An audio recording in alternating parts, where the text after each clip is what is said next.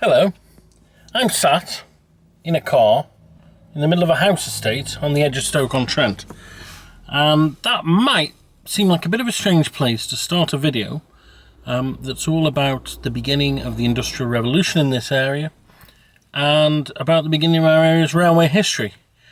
But there probably couldn't be a better place, because it was around this spot somewhere, and we don't know exactly where, because it was all obliterated by houses in the 20th century, that there was once upon a time a wharf. And the wharf was the end of the North Stafford Railway of 1815, which was the first public railway in the region. And what I'm going to do over the course of this video is to try and find out what's left of that railway. This is not a scholarly work. If you want to find out more about the history of the line and some of the details, I can recommend nothing better than this book here, The Calden Canal and its Tramroads, including the Uttoxeter and Leek Canals and the North Stafford Railway, which is what we're talking about, by Peter Led. There are also several other articles about it, and that has the details. But what I want to do is add something that's a bit more experiential, a bit more on the ground, to show people that even the almost, 2 centuries have passed since that railway was built, because it is now 2016, there's still a lot that can be traced, even though for the vast majority of that time, over 1.5 centuries, the railway was long gone. What I'm going to do before I set off is have a look at the maps. So, these are in Mr. Led's book. We are here now, just this book. We're going to go down this road and on to the main road that leads towards Leek. So, follow me and let's find out all about the North Stafford Railway of 1815.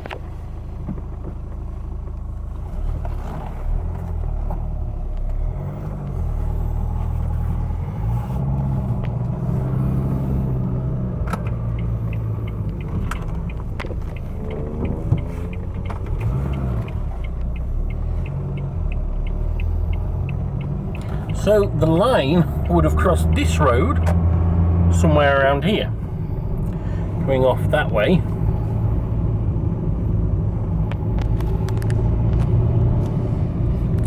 It was a line that was built on stone blocks using iron planks, so it's often called tramroads or tramways. And certainly prior to the 1840s, most railways, certainly a lot of the small industrial lines, were built like that. And for the entirety of its life, it was horse-drawn, although there was a proviso in the Act that got it built that said that it could have been operated by other means. So, it's interesting to think that it could have become the first steam-hauled line in the area, but it didn't. So then it would have crossed this road, pretty much here, and would be off towards our right. We're coming up to the Weston Coyney crossroads here.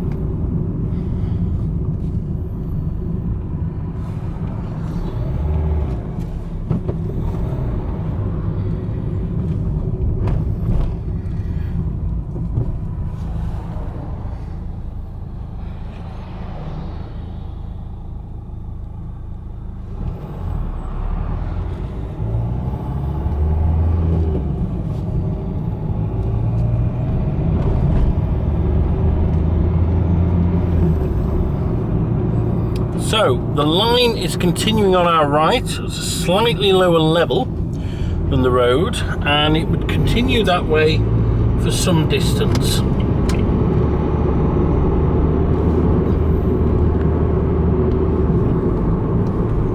This is the big problem with anything to do with industrial archaeology, and most of it's in cities. And most cities, since the Industrial Revolution, have expanded massively. And so much stuff is wiped out, and the areas where it's least likely to be wiped out, as in the middle of the countryside and remote areas, there was never as much there in the first place. Because sadly here there are absolutely no traces of the line. So the line was running down there below us, And it had to be lower than us because near to here, and it would have run through that field there, although there is no trace now, it crossed the river at the bottom of the hill there. So it crossed the river that we're going to be crossing now, and the bottom of the valley, and then it went off towards those trees. And what we're going to do is we're going to pick it up now over there in a second.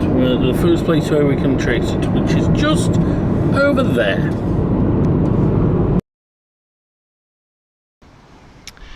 I'm now at what is probably the southernmost surviving relic of the line. It once crossed this lane somewhere around here, but all traces of the track bed are gone on either side. However, crossing over here, I noticed these blocks, and I thought, I bet those are stone sleepers from the line. And sure enough, here's one at the side. I've scraped away at the moss, and there we are, a stone sleeper from the North Stafford Railway of 1815. There's the hole that the peg went in, and that's our first relic, and we will go on to trace the line properly. I'm now at the opposite end of that field that we saw before with the stone sleepers. That was over there where the stile is. The field has since been re-landscaped, or through ploughing. The trackbed is totally lost, although a footpath follows it. But this short section of the line that I'm going to walk now is a rather pleasant and well preserved one. Throughout the whole of this section, until we meet the Creswell's Peace section, perhaps one of the most famous, it kind of clings to the slope. Because of that, it drops away in places, but nonetheless, throughout the whole of the section, you know, you can really tell where the line once went. And it really is, this is the southernmost part where we really get a feeling for the line, where we get a feeling for what it must have been like to travel on this line. And of course, even though the track's long gone, the horses are long gone, we're travelling at a similar speed. This is perhaps the most damaged section. There's a pond there, and I think it makes it a bit damper, and it's sunken over the years. But even here, the engineering is clear. It's very clear that this is an engineered track, and that's a far cry from the country lanes. What's also of interest is that scattered around, and if I see one I'll show you, are stone blocks. Now, I haven't seen any that are 100% recognisable as being stone sleepers from the railway, like the one we saw earlier. But the fact that there are lumps of stone around suggests that some of them could be, and that this section was never lifted of its blocks. Some sections were, and they were sold.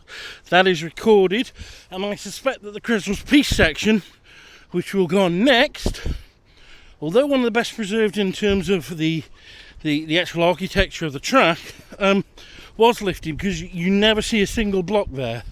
But here you do see some bits of stone lying around, and I am sure that if I dug a bit underneath this track that I'm walking on, I would find something of interest. And look at how this bit's very clear, you know, how we really are on a slope, and how they carved this out into the slope, digging in there and piling up here.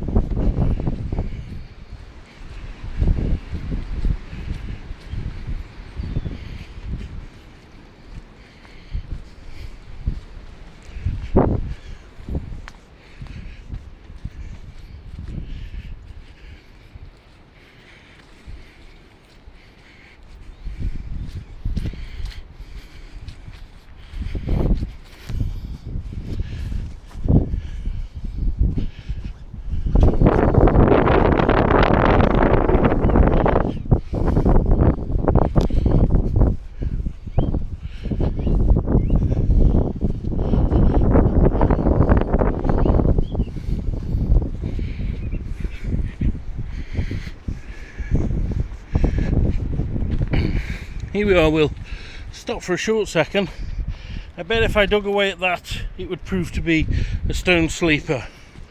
Also that one there.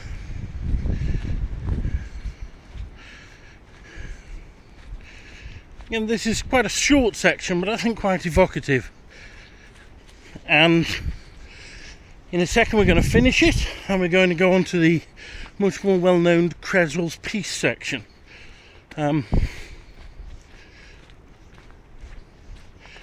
But here we are, and interestingly, at the place where it crosses this lane at Sheepwash, there is another big stone. Whether this was once part of a stone gatepost, I'll talk about those in a minute. But I think this is too big for a sleeper, and there certainly isn't a hole in it. But there's the first section of the railway, and we're now going to go on into Creswell's Peace. For people wanting to explore the line, this is perhaps the easiest place to start. Looking that way, we're looking towards Longton. There is the section there that you can follow, but it's a little bit difficult. But this way, going up towards Consall, is a lot easier to follow. Note also that we have the two stone gateposts. They're very crude stone gateposts, and it is thought that these were actually part of a traffic carried on the North Stafford Railway. So we're going to go up to the railway itself. I'm not sure whether this is actually a footpath. I think it is, but it's certainly a well-trodden way. So it's a really good place to start exploring the railway. Here we are. So we're now on the track bed, and it's very, very clear. Really good. Back in the day, this wasn't here at all. This gate.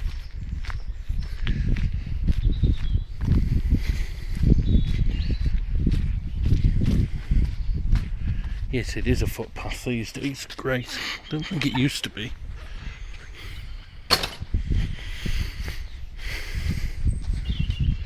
And what we notice here is very typical of the North Stafford Railway, that it's really well engineered. You know, so well engineered that they've actually used it as a lane. Now, it's not always the case. Considering that in 1815 the world was a far more primitive place, and the budget was probably pretty limited, I think they did a good job.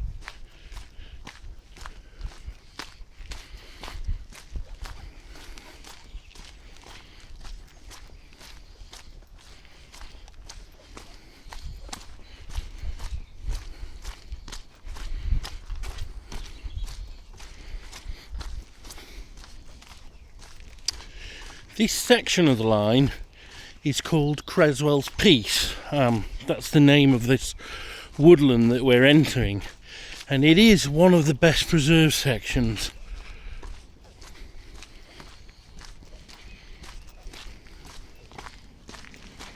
It was the one that was first shown to me when I was a teenager by a friend of mine who's now passed away, and it was my introduction to the North Stafford Railway of 1815. It's a beautiful place to have a walk on a summer's evening like today. I think the woodland has been pretty much undisturbed ever since the day the railway was built, but it's probably more natural now than it was then.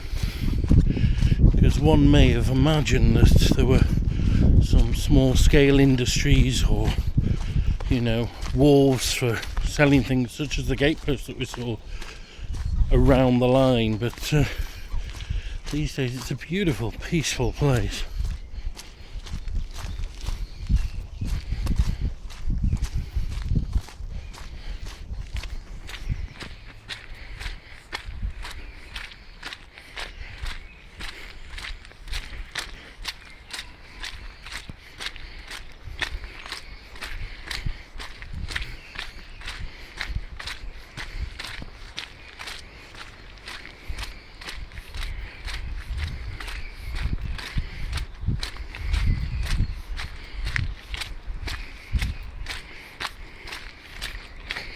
In the mud down below there are plenty of hoof prints from the horses.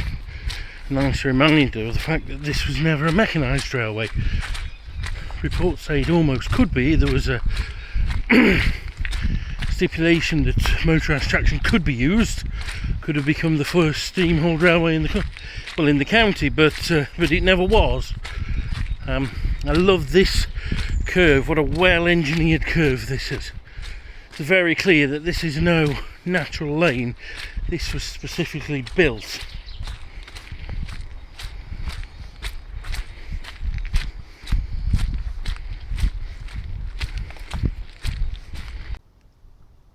I'm underneath the nicely cambered curve that we've just been over. That's a culvert that runs below it. And again we can see the engineering from a different angle here.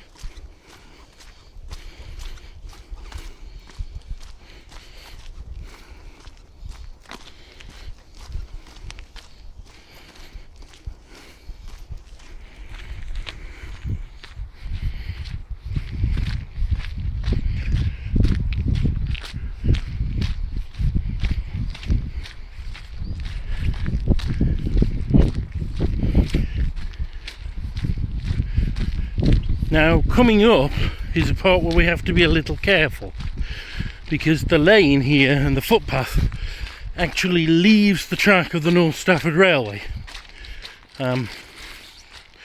We are continuing straight on.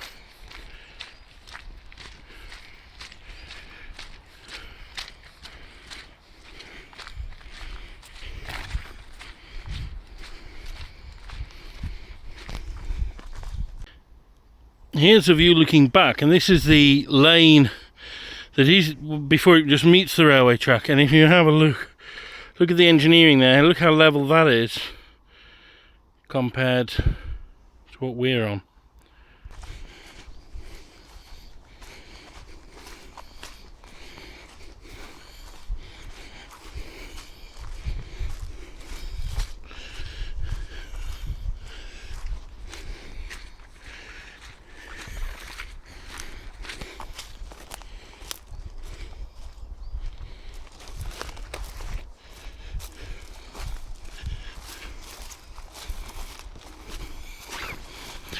It used to be a lot easier to follow than this. The vegetation is much more than it once was, let me tell you. Our train's getting held up by a tree here.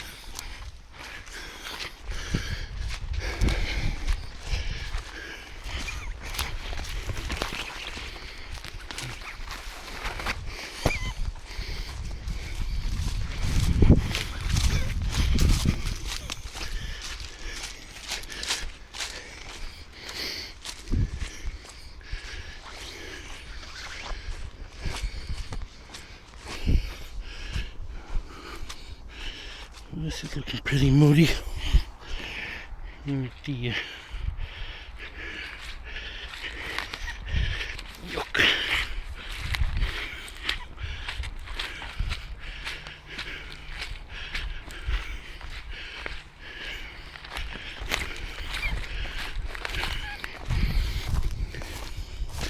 Following horse-drawn railways is not always easy.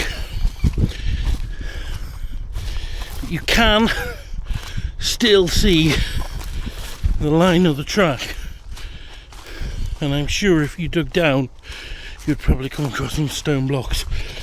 Where I'm walking now is noticeably raised compared to the land at the side.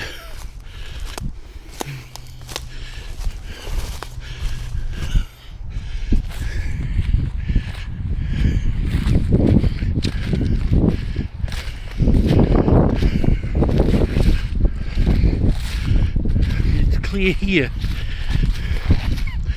towards the end of the Creswell piece section.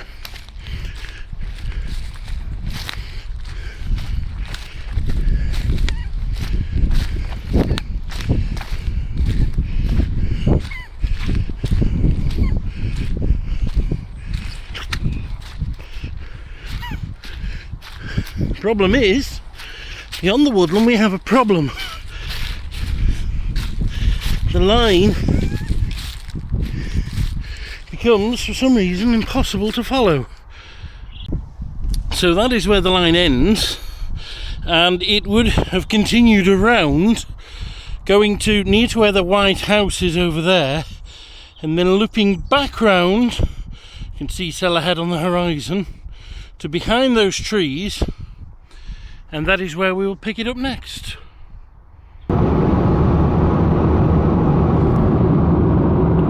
Right, we're now about to pick up the line again. So we're going past Moreville Hall, Creswell's piece is behind that, and the line swung across over there. You can't actually see anything, but it swung across and it ran just behind these houses here. There's one called Homely, I think where is it? And it ran behind these here, these houses. This one here. So it ran just behind this house there, and these ones, which are built on the site of earlier, some of them are, and then it swung back out. And we're going to pick, there's no trace of it in those sections now, but we're going to pick it up again a bit further on over there, just after the Sellerhead crossroads, where I'm going to be now turning right, and we'll be able to pick it up and see a section where quite a lot has survived.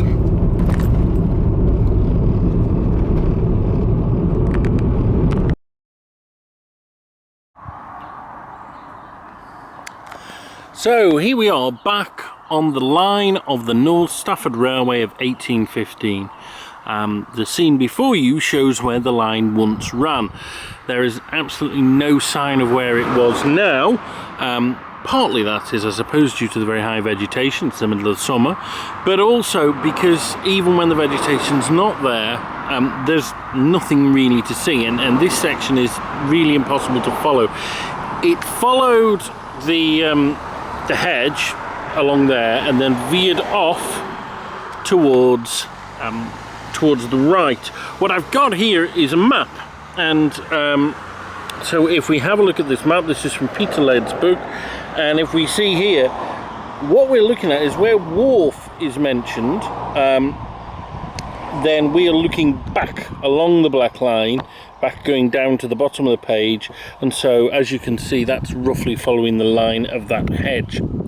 But from a section that we can't follow to one where there's plenty of evidence, I'm now going to cross over the road where the line once ran.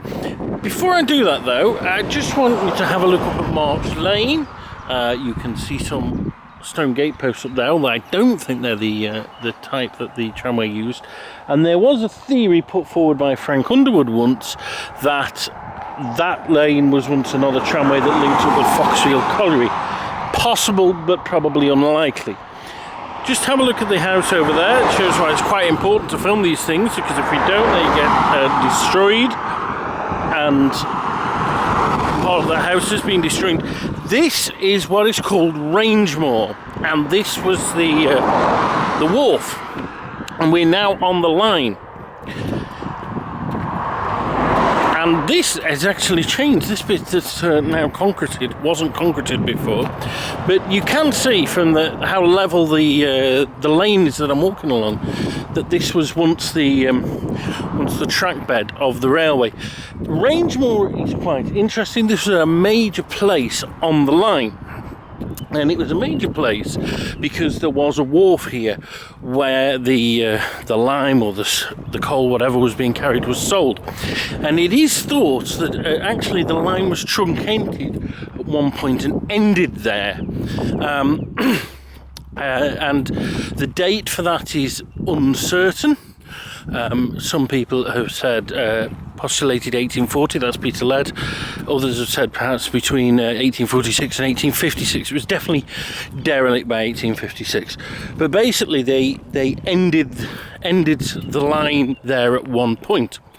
And now what we're going to do is we're actually going to go along the line. There's a load of very interesting stone blocks there, but I don't think any of them are tramway ones. I think they're later ones that somebody's bought. Okay, so we're now going along the line. The other thing actually is that quarry there that somebody looks like they're starting to fill in. It has been asked as to whether that was something to do with the line itself, possibly from where some of the stones got from.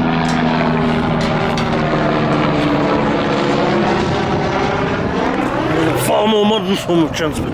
Right, we don't go up and we don't go down, we take the middle path, and we are now walking along the North Stafford Railway of 1815 again.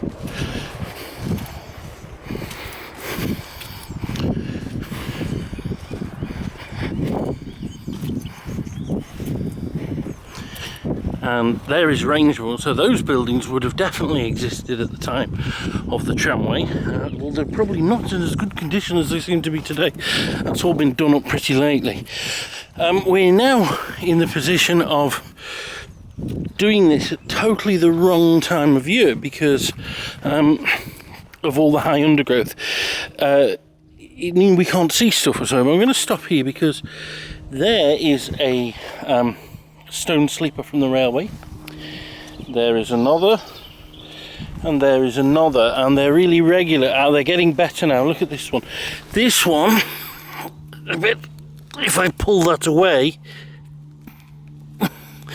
that is a hole, yes, where of course the pegs once went in. And this is one of the best sections with the stone sleepers still in situ. And look, it's really clear here, the distance between them. And again, in the winter this is much clearer still, but even so, even now with the grass quite high, we can see clearly the route of the railway and the actual sleepers along which it was laid. And indeed, what happened is that when they were researching their book, I think it was Peter Led took a plate. Oh, there's another stone block, and there's another one, and another one, and so on. They took a plate from a museum. It may have been the one at Foxfield, I'm not sure, and they laid it along the blocks to see how it fitted, and the fit was a perfect one. So anyway, that's that. So that's quite a special little section, but we're now continuing onwards, and this section, if we look on the maps, is dead straight, and it kind of follows the hillside, and we're going towards what certainly used to be a highlight of the entire line. But the question for me is, which side of the hedge do I go on? Try the other. We have some interesting looking blocks here. I wonder how many of those were once part of the line.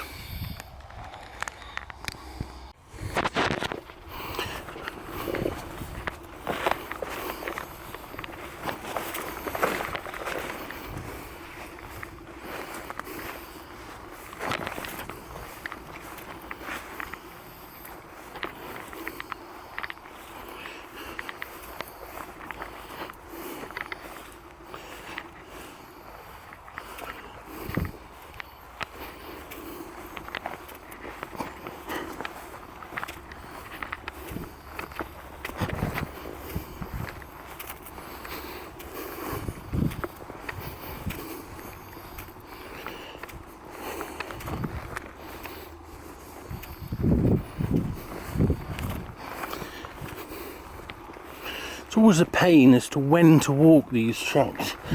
Like I say, now the vegetation is so high that you can't see a lot of the less obvious earthwork, but the weather's glorious, and taking a walk in this weather is absolutely really good fun. Whereas if you took it when the vegetation was low, you're having to be negotiating the rain. There's lots of stones here, and I think these, again, the vegetation's rather high, but I'm pretty certain these are stone blocks from the line, looking as to how regular they are. I would imagine that if you excavated this piece, all the stone blocks are in situ.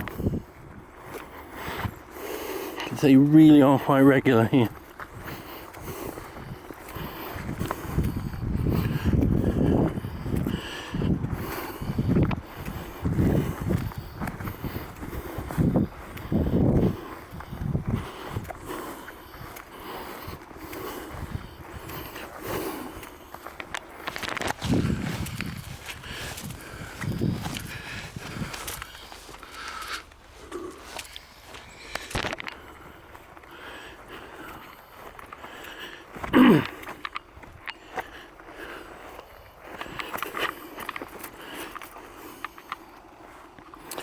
Yes, now the line is a little harder to follow. It did run here, honest, governor.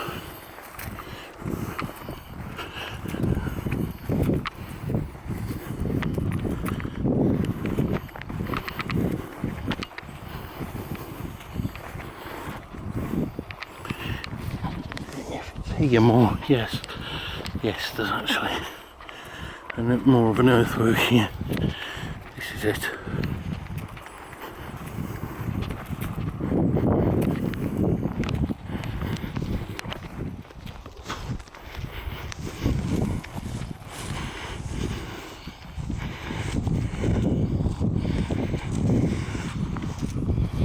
Yeah, so we just look back there. I don't know how clear it'll be, but you can see where the line ended. And this is, I mean, this is the problem with trying to trace these routes. You can easily veer off in the wrong direction. But we're definitely on it here because there's quite a distinct earthwork here. It's then flat, and then it drops down again there. So that is much clearer in the winter.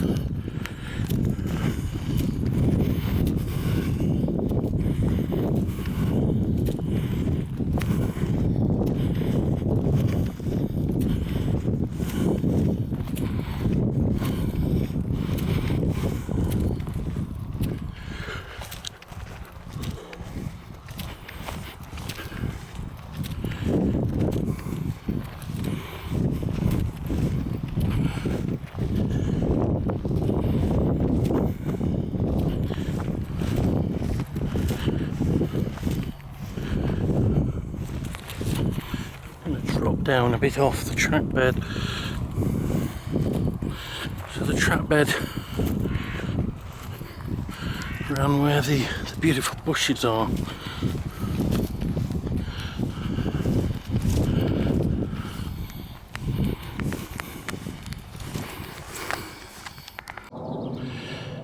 There's a section we just walked, and the line went along there. It's quite clear actually. Journeying where the flowers are and following that dry stone wall.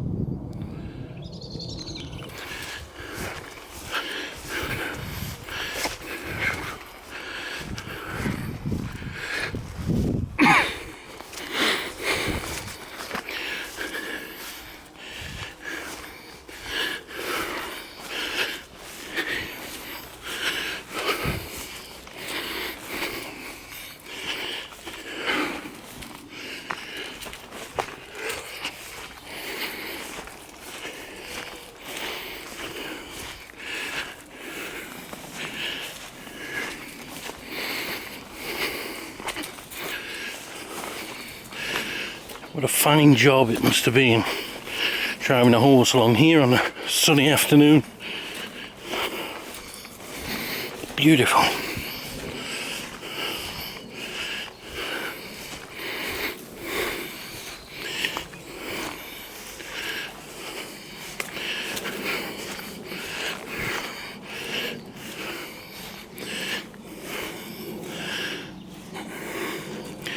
Unfortunately though, I think I'm hitting a problem.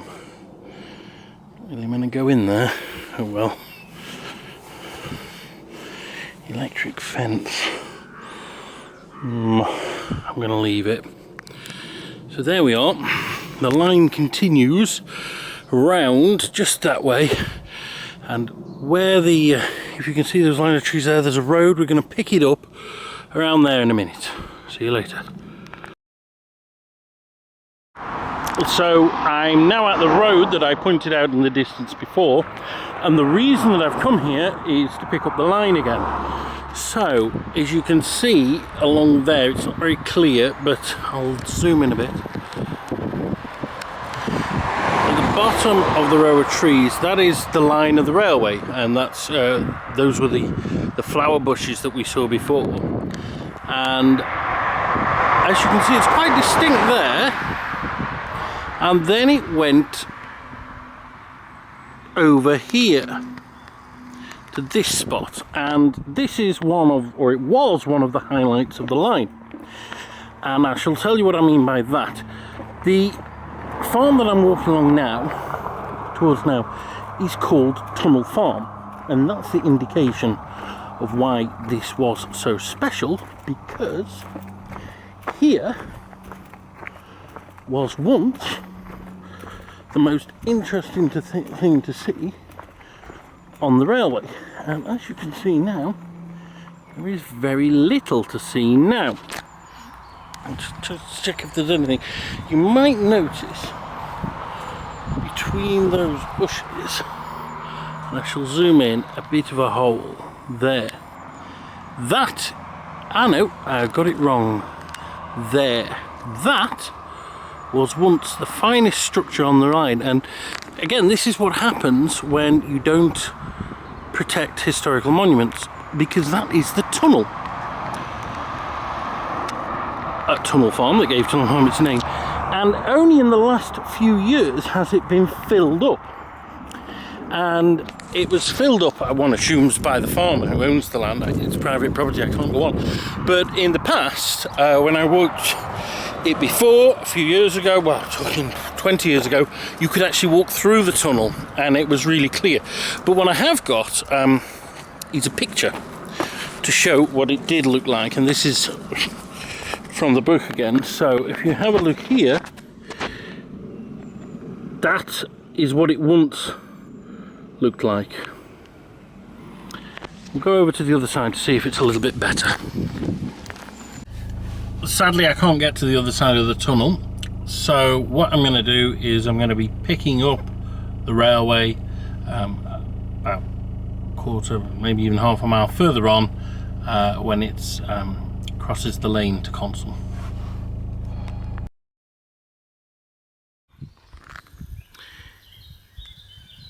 Unfortunately, we're not allowed to go through the fields after the tunnel, but the line ran kind of along there and then joined this wall here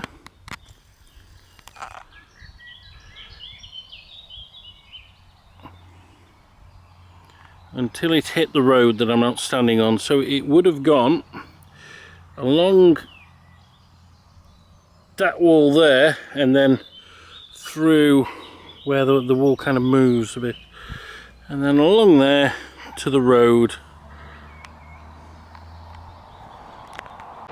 I'm now at the road, and that clump of nettles there is the railway line as it came. It would have crossed the road here and it went along this, and this lane is built along the embankment to the embankment of the line. It's now the drive for Knowlbank Farm, so unfortunately we can't go on it, which is a shame, because in engineering wise I think it's probably one of the finest bits of the line. For those who are interested, that is what it looked like when Mr. Lead went along. That's what it looks like now. Before I go on, because I can't follow that one to private property, I want to just take it and have a look at this site here. You remember at Rangemore there was the small quarry, and I said, is that where the stone gatepost may have come from? This is a more likely contender, and this rather large quarry here, right by the railway line, to me suggests that there perhaps was a connection. Is this where they quarried all the stones out from? Who knows? Anyway, we're going to go on that way. We're going to go past the bit that we can't navigate and into those trees in the distance.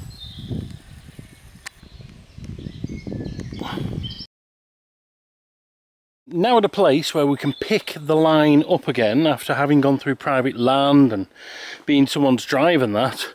I'm actually very close to the line, but I'm not on it at the moment.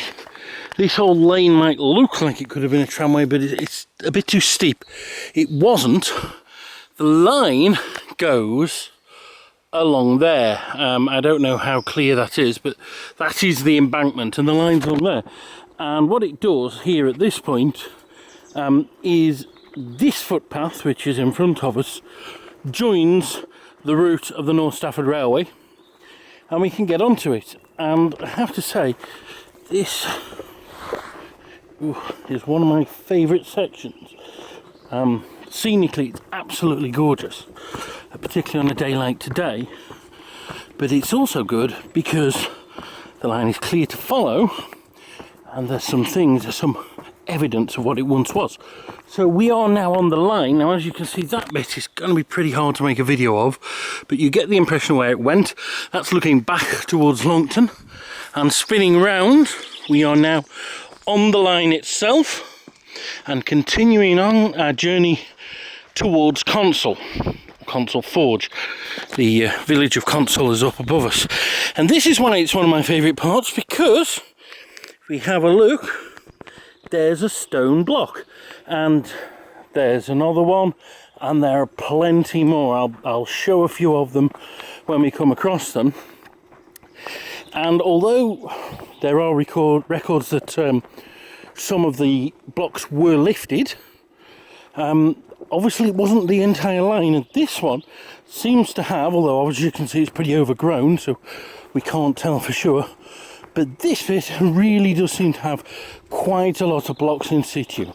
There we are, there's a few more there, as you can see, and they're great because they're actually a footstep apart, each one. So it's really, you know, if you actually had one of the old plates, you would be able to place them on pretty accurately, and I believe that when Peter Laird came, that's what he did, and there's a photo in his book of that. Here's probably the best one of the lot. So there we have it, one of the original blocks from the North Stafford Railway from 1815, and you can actually just see beyond it another one there. So here we are, walking along the line through the woodland, and I suppose this is pretty much as it would have been in the days of the railway.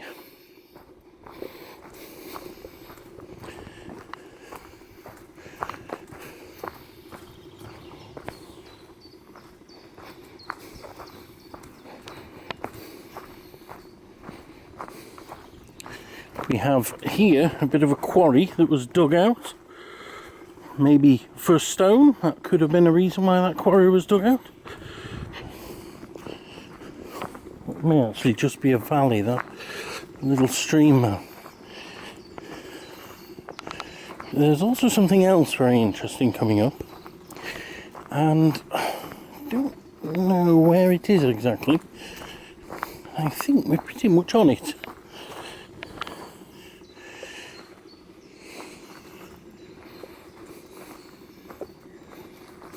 Yes, there we are. Now I've actually just passed something that might not make a lot of sense to you, but actually what I've just passed is a junction, and that there is another line. So it joins there, and maybe you can see it, maybe not. It's very unclear, and this line wasn't originally known about, and Frank Underwood and Peter Laird found it. It is marked on some old maps, and that was a branch that went off to Chase Colliery, and we're going to have a look at that later, but you can see there's the branch going off there where those logs are that are lying down. Actually, although the undergrowth is quite high, they've done a bit of cutting down and stuff, and that helps us a little. But we, for the moment, are going to keep on the main line here.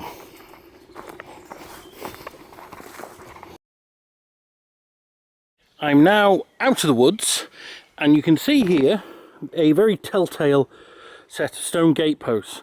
This is where the Chase Colliery branch came out of the woods. There's also some telltale stones there, although I haven't found any with holes in them.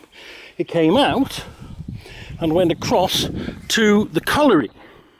Now the problem I've got here is it's impossible to follow in this field, and I'm sure the route that I'm walking exactly is not the route of the railway. I think it probably curved around a bit more around there. It's also a little confusing because I've walked this before with Frank Underwood, who first discovered it with Peter Laird, and it wasn't that hard to follow then, which makes me wonder as to why it is now. And I think the problem is that there's just a lot more undergrowth because we're in the middle of the summer. But the reason I am walking this bit anyway, so it would have probably curved around there, and I would imagine that we are more or less on the route now. And like I say, when the vegetation is low, this is quite clear, but at the moment nothing's clear. But the reason I'm going here now is, if you can see those trees ahead, that is, or at least it once was, Chase Colliery. So let's have a look a bit closer to the actual colliery itself. So as you can see, I'm now a lot closer to the colliery, and again still walking along what was, well, somewhere along here was the track of the branch line. One of the reasons why it's so hard to follow is because they didn't really need any engineering. It's a pretty level field, and if the field has been ploughed over the years since, then whatever engineering there was will now have disappeared. But anyway, as you can see, there are a few more telltale signs of the North Stafford Railway. And once again, we have these stone gateposts, which show us that is where our little line once ran. And this big field here, I wonder if this was something connected with the railway, maybe a pool connected with the mining industry, or maybe water for the horses to drink, who knows. Anyway, let's have a look. Climbed over the gate, and what I have here is one of the saddest but also the most interesting sights. We are now looking exactly along the route of the line, and it's sad because when I first came here years ago with Frank Underwood, the stone blocks were still in situ and it was really clear to see. But what's happened now is what happens so often when historical monuments aren't protected, and the farmer, I think what he's been doing is picking up stone blocks out of his fields and putting them in a pile. So it's all been destroyed, but what we do have are some of the finest specimens of North Stafford Railway blocks to be seen. And look at this one here. This has still got one of the iron pegs in it. And I mean, they're everywhere. There's another one. And I'm sure if we looked at a lot more of these, they would all have holes in. There's another one lying in the ground. There are some more. And so we've got a lot of relics from the North Stafford Railway in this pile. I have to say, what I'd like to see, and if there's anybody from the Foxfield Railway listening to this, or other railway preservation societies, what I would love is somebody to approach the farmer and say, look, we'll give you a few quid if we can cart these away and actually reconstruct a short section of tramway using genuine stone blocks. And I think that'd be a great added attraction for somewhere like Foxfield Colliery, which dissimilar to this, or somewhere like Airedale perhaps. So if anybody is listening, give it a think. But now we are at the end of the branch. We don't exactly know where this branch ended. It probably went into lots of sidings all around here. But I am at Chase Colliery. So it's looking back from whence we've came. And if we look down there, below us, down there, that is the terminus of the line. But what I'm more interested in here is the colliery itself. So we're in the colliery site, and you can see these are the slag heaps. Now, I have no idea what the track configuration was here, but it's quite romantic to think that this footpath that runs between two of the slag heaps and is nice and level. Wouldn't that be nice to think that this was the last bit of the Chase Colliery branch and that we can follow it exactly? Well, who knows if it was or not. But here we are, in between the two slag heaps of the Chase Colliery.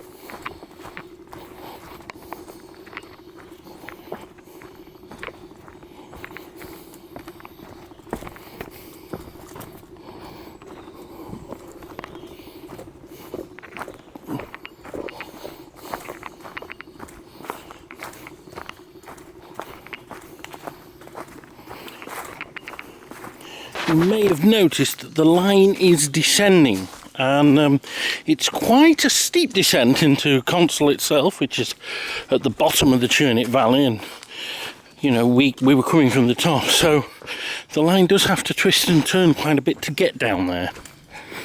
So I would imagine it wouldn't have been much fun for the horses going in the opposite direction to which I'm not walking. Now,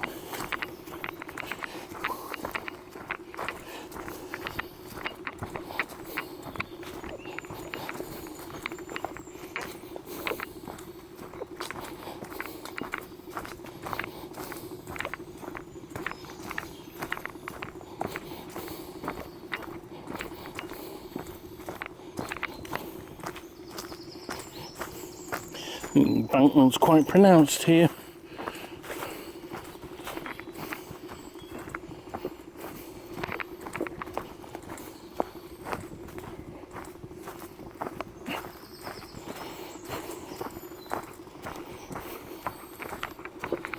Oh, that might be a stone, it might just be a log. There's another one there. I think they probably are stone blocks. Sure, if you came along here with tools and really dug away, you could uncover the two blocks, the two lines of stone blocks. Should be quite nice. For anybody who wants to see a real stone box in situ, it's a good place to go. Is what's it called? It's a canal basin at Whaley Bridge, not Whaley Bridge, the other arm, and that Bugsworth Basin, because that's where the High Peak Railway, no, not the High Peak Railway, that's where another tramway ended, and all the stone blocks are there and they've uncovered them. It's quite good to see.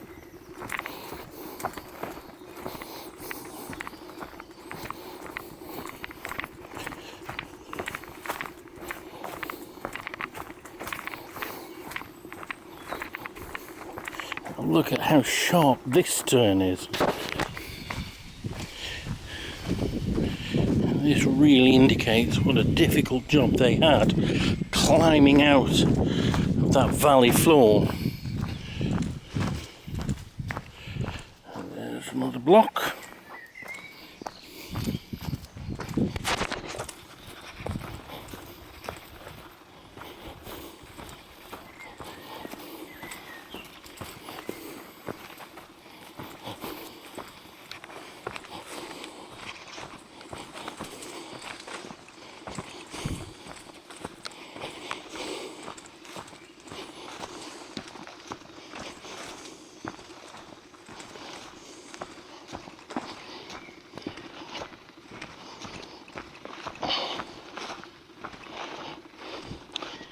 I don't have the figures, but I would estimate that the line has to climb up over probably over 100 metres at least, and we can see, you know, how high it is up there now.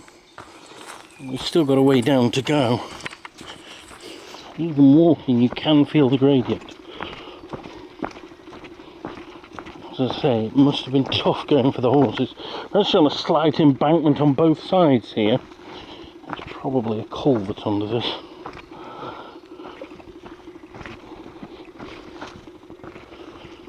Oh dear, look at the mud. That doesn't look fun.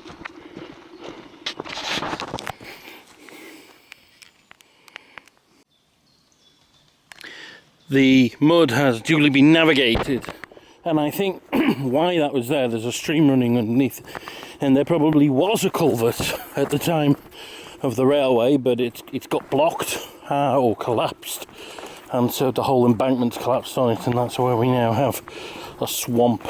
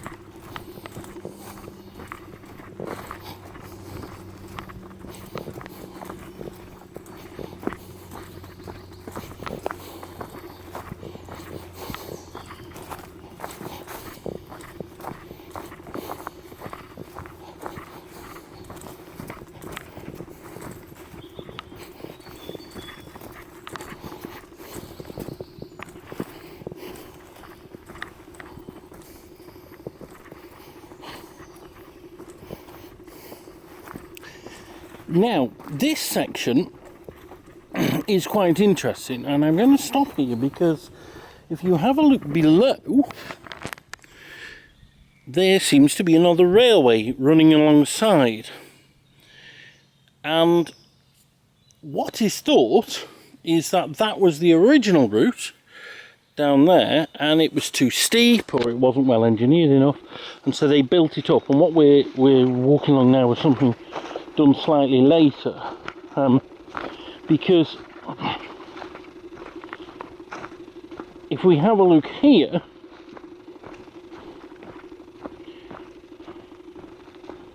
and we look in the distance there, and then if we were to draw a line from that to that, that would join up, but instead there's this big mound of earth in the way, and what that means is they probably put that in place while they were digging out this, and so that's the original route.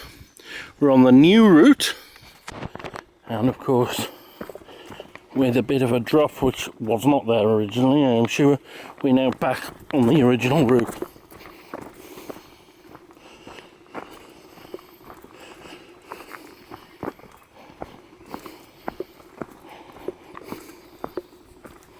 Now, as you can see, what would be the logical progression is not a footpath anymore, and there's a reason for that, because we have to go off the footpath, because that is the end of the line almost, and that it would have continued higher than we need to go because we had to go onto the top of the limekilns. And we're going through this, going down the steps and through this gully here, because if you can have a look over this big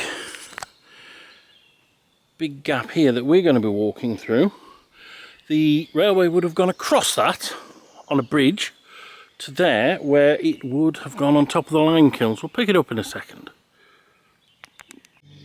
Now, I'm now by the canal, and there's a sign up into Chase Wood, obviously where Chase just means wood, that's where the colliery got its name from, and you can see there the gap that we just saw from the other side. So the line continued high above us along there, and it's not something we can follow at the moment, but we'll meet it again a bit later on. It's not clear, very clear, but there's the line of the line. It's actually dropped quite a bit from where we saw it before, but it's still higher than us. Let's keep going. And here I am. I'm on the line of the track bed. It's almost level with the canal now. Impassable, but this little bit someone's walked up to so we can get across, and it goes there. But it does actually split, because I think that is the higher bit. I'm not sure. But there's basically one branch that went right down to the canal, and then the other that went onto the top of the kilns. And although it's not clear at all, this is the spot where the line went next to the canal. So we have now reached the canal in Consall, and following that there's only one more thing to show you. And here I am at Journey's End. This spot, Consall Forge, is a beautiful place, so tranquil and peaceful. These days was once upon a time a real hive of activity, like a mini Iron Bridge gorge. And one of the few very visible reminders of it is this. These are the limekilns, and as we know, one branch of the North Stafford Railway ran down to the canal, but another went along the top. And so this really is the end of the line. I hope you've enjoyed listening, and please, if you want more videos about different tramroads in the area, I'll only be too happy to make them. Thanks a lot.